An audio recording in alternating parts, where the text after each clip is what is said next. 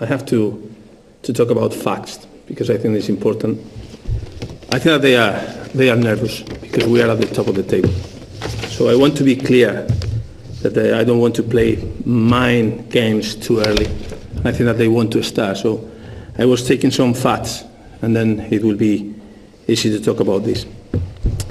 November 1st, they play against Hull City, and Mr. Ferguson, the manager, was too much touchline ban and fined with £10,000 after confronting Mike Dean, the referee, for improper conduct.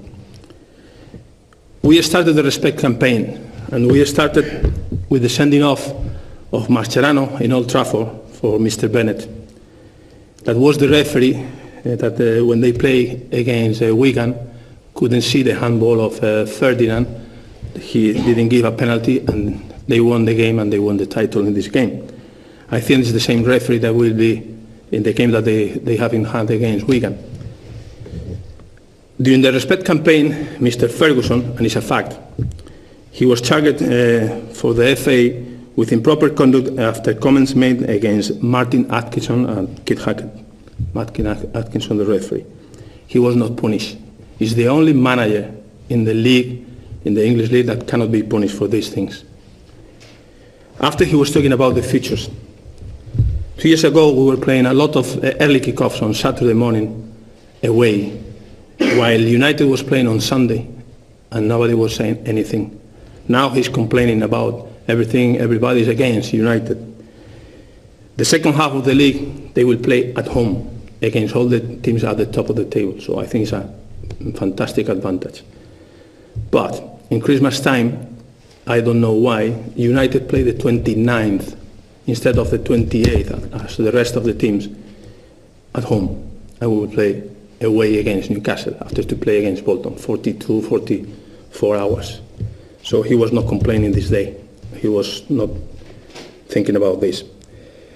About his behavior with the referees, the Southampton manager, Jan Portilliet, he knows how Mr. Ferguson works, and he was very clear the other day, and it's a fact. I am not playing mind games, I am talking about facts.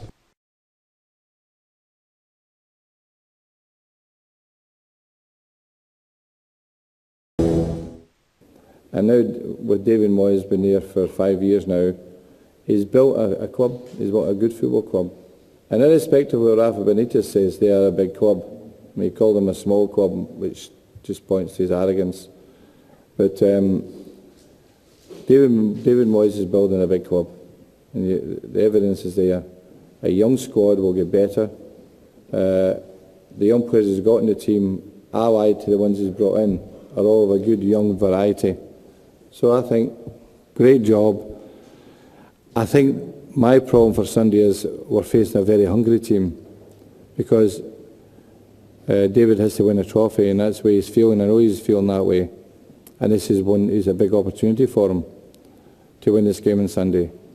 And that's what we're facing, a very, very hungry team and a hungry manager. So we know what we're up against. There's one thing about his arrogance he showed, but what you can't forgive is contempt to Sam Allardyce last week when he scored the second goal. Did you see it? Absolute contempt, doing all that. Game finished. Yeah, I don't think Sam Allardyce deserved that. A guy that's worked so hard for the LMA, looking after young players, he didn't deserve that. He played a team that was weakened, and to get that kind of contempt, it was. I don't think any other Liverpool manager would ever have done that.